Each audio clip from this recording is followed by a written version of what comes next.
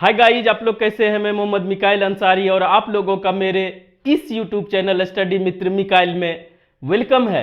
दोस्तों, जैसा कि हम लोगों ने शुरू किया है how to translate into English, जो कि ट्रांसलेशन की बहुत ही अच्छी बुक है और जो हमें हिंदी से इंग्लिश में ट्रांसलेट करने सिखाती है। और दोस्तों, यह बुक आरपी सिन्हा के द्वारा लिखा गया है और अब भी जो हमारा चल रहा है दोस्तों, चैप्टर नंबर 26, जिसका टॉपिक है कंडीशन एंड रिजल्ट। और आज जो है दोस्तों, हम लोग स्ट्रक्चर नंबर 10 पढ़ेंगे, जिसमें देखेंगे दोस्तों मान लीजिए या मान लो का इंग्लिश में कैसे हम लोग कंडीशन से जोड़ते हैं और उसके बाद रिजल्ट बताते हैं।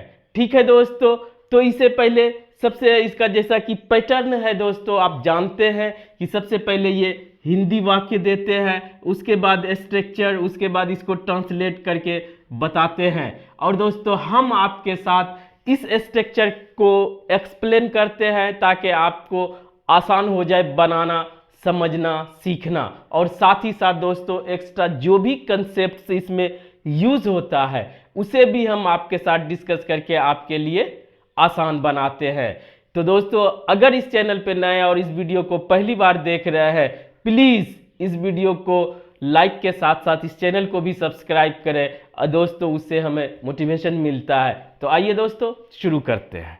तो सबसे पहले हिंदी वाक्य देखते हैं। मान लीजिए कि आपको लॉटरी मिले तो आप क्या करेंगे। तो यहां पर एक्स्ट्रा बातें यहां तक है दोस्तों। मान लीजिए कि, ठीक है, आपको लॉटरी मिले, ठीक है, तो आप क्या करेंगे। ठीक है, पहले पढ़ लेते हैं, उसके बाद समझ लेंगे।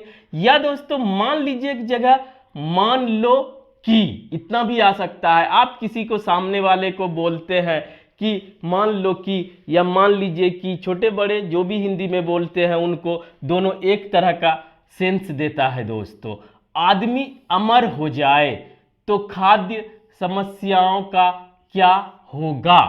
समस्याओं कर दीजिए दोस्तों, समस्याओं का क्या होगा। मान लो कि आज रात वर्षा हो तो क्या करोगे। ठीक है, आप समझ रहे हैं कि पहले से मान लीजिए से एक सिचुएशन या एक कंडीशन क्रिएट किया जा रहा है। ठीक है, और दूसरा उसके बाद सामने वाले से या किसी से भी क्वेश्चन किया जा रहा है कि तुम क्या करोगे। आप समझ गए, उसे हम लोग इंग्लिश में ट्रांसलेट कैसे करेंगे। तो ये सिचुएशन कब का हो सकता है दोस्तों। पहला, ये सिचुएशन प्रेजेंट या फ्यूचर, पहले की बात नहीं कर रहा है, प्रेजेंट या फ्यूचर की बात हो सकती है कि मान लो ऐसा हो जाए। ठीक है, पहली बात। और दूसरी बात दोस्तों कि यह हो सकता है कि मानने के लिए दो सिचुएशंस हो सकता है, एक वो पॉसिबल भी हो और एक इम्पॉसिबल हो। ठीक है, कंडीशन दोनों तरह का हो सकता है कि कुछ ऐसा मानने बोला जा रहा है कि वो हो सकता है कि पूरा हो सकता, और कुछ ऐसा मानने कहा जा रहा है कि जो इम्पॉसिबल हो, जो पूरा नहीं हो सकता। इतना अगर समझ गए तो अब दोस्तों इसे आसानी से बना लेंगे। तो हमारा इफ कंडीशनल सेंटेंस आप पढ़े हैं दोस्तों कि 0 दोनों फैक्ट की बात करता है, और वन कंडीशनल सेंटेंस या वन कंडीशनल सेंटेंस कंडीशनल 1 करता है कि इमेजिनेशन हो लेकिन उसके पूरा होने की संभावना हो, रियल हो और पॉसिबल हो। ये आप जानते हैं। अगर ऐसा होता है तो कंडीशनल 1 में हम लोग यूज करते हैं दोस्तों क्या, इफ के साथ या कोई भी कंडीशन के साथ प्रेजेंट इंडेफिनिट टेंस, और उसके साथ जो हमारा होता है वो शैल या विल ही कहिए, विल लगाते हैं दोस्तों। ठीक है, ये पढ़ चुके हैं इसीलिए इसे शॉर्ट में कहने का मतलब कि ये पॉसिबल, रियल है और पॉसिबल है। और कंडीशनल 2 जो कि अनरियल है और इम्पॉसिबल है, इसमें दोस्तों हम लोग यूज करते हैं इफ के साथ पास्ट इंडेफिनिट टेंस। पूरा नहीं लिख रहे, दोनों एक तरह है, लेकिन आप सुन के समझ ले। पास्ट इंडेफिनिट टेंस जो कि अनरियल हो, इम्पॉसिबल हो, और उसके साथ हम लोग लगाते हैं वुड प्लस V1 और यहाँ भी प्लस V1 रहेगा।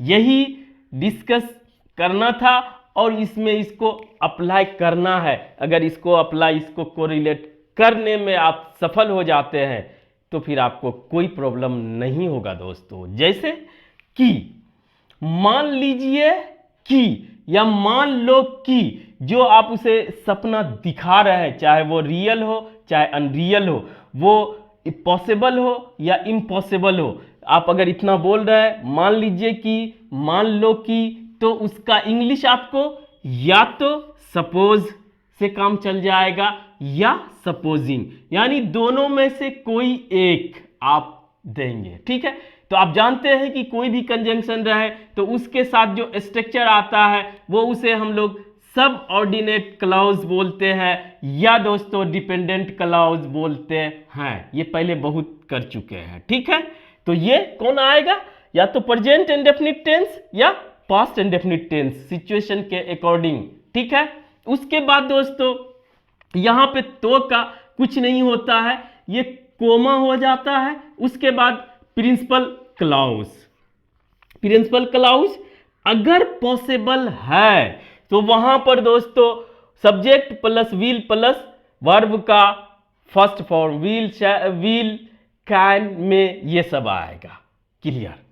और अगर इम्पॉसिबल सिचुएशन है, अनरियल है, जो कि पूरा नहीं हो सकता है, तो वहां पर दोस्तों पास्ट इंडेफिनिट टेंस आता है और उसके बाद वाला जो प्रिंसिपल क्लॉज या मेन क्लॉज होता है वुड प्लस वर्ब का फर्स्ट फॉर्म आता है। अगर इतना समझ गए दोस्तों तो आप अब बना भी लेंगे और बना के भी देखते हैं। ठीक है, मान लीजिए कि आपको लॉटरी मिले या आप लॉटरी जीते। ठीक है, मान लीजिए कि आप चाहे सपोज दें चाहे सपोजिंग, दोनों में से एक, ये कंजंक्शन के रूप में मान लीजिए की का इंग्लिश। और दोस्तों आपको लॉटरी मिले तो आप क्या करेंगे, ये प्रेजेंट या फ्यूचर की ही बात करेगा। लॉटरी मिले, ये इसको इम्पॉसिबल माना गया है, इसीलिए इसे किससे बनाया गया, V2, विन मीन्स जीतना और वोन मीन्स V2 जीता। लेकिन यहां पर सेंस प्रेजेंट या फ्यूचर का ही आएगा। यू वोन अ लॉटरी, अगर आप लॉटरी जीतते हैं तो आप क्या करेंगे। तो यहां पर ये दोस्तों आप क्या करेंगे, व्हाट यानी करेंगे का विल नहीं लगाएंगे। क्यों कि ये जो हमारा सेकंड कंडीशनल लेता है स्ट्रक्चर, ये वुड लेता है, उसके बाद दोस्तों हमारा वर्ब का फर्स्ट फॉर्म, और ये क्वेश्चन में कर रहा है, कोई दिक्कत नहीं। व्हाट वुड यू डू, तो आप क्या करेंगे, यहां पे विल नहीं लगाएंगे, इसे इम्पॉसिबल माना गया। अगर है कि लॉटरी जीतने की संभावना हो, पॉसिबिलिटी हो, तो आप इसे बना सकते हैं। Suppose you win a lottery, what will you do, लेकिन इसे ये पॉसिबल में रखा गया है, लेकिन इसे इम्पॉसिबल से बनाया गया है। तो आप दोनों तरह से बना सकते हैं, वो आपके ऊपर फीलिंग्स श्योरिटी पे डिपेंड करता है। ठीक है दोस्तों। दूसरा सेम, मान लो कि आदमी अमर हो जाए तो खाद्य समस्याओं का क्या होगा। यहां पे हम लोग लिए हैं मान लो या मान लीजिए कि सपोजिंग मैन बिकेम ये V2, इम्पॉसिबल। इमोरल, ये दोस्तों इमोर्टल नहीं पढ़ेंगे, टी साइलेंट है, इमोरल यानी कि अमर। तो क्या हुआ, सपोजिंग मैन बिकेम इमोरल, तो what would happen to food problem. तो ठीक है दोस्तों, यहां पर भी V2, तो यहां पर हमारा वुड आएगा, विल नहीं आएगा।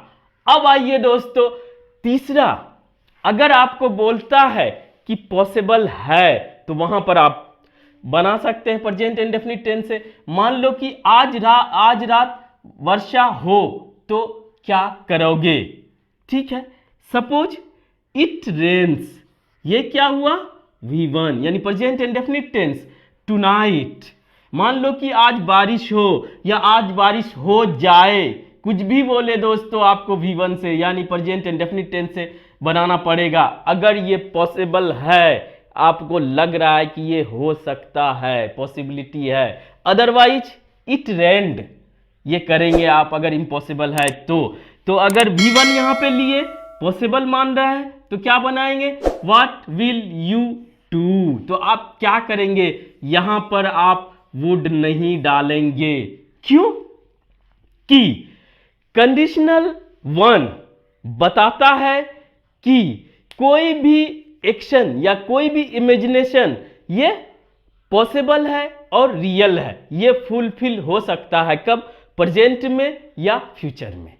तो इसके लिए आप इफ के साथ या किसी भी आप कंडीशनल कंजंक्शन के साथ आप उसे प्रेजेंट इंडेफिनिट टेंस में रखेंगे और प्रिंसिपल क्लॉज को आप विल के साथ बनाएंगे। पहला खत्म। अब दूसरा कंडीशनल सेंटेंस 2 में कहा जाता है कि कोई सिचुएशन हो जो कि अनरियल हो और इसे पूरा नहीं किया जा सकता, इम्पॉसिबल हो, इसे फुलफिल नहीं किया जा सकता प्रेजेंट में या फ्यूचर में, तो वहां पर दोस्तों आपको पास्ट इंडेफिनिट टेंस का यूज करना होगा और जो प्रिंसिपल क्लॉज होगा वहां पर हमें वुड से बनाना होगा। Clear, that's all. तो दोस्तों अगर इस तरह से इसे आप समझ गए तो आज बस इतना ही, लेकिन आप दोस्तों इस चैनल को एक बार जरूर सब्सक्राइब कीजिए या अपने दोस्तों के बीच शेयर जरूर कीजिए दोस्तों। Thank you for watching, have a nice day.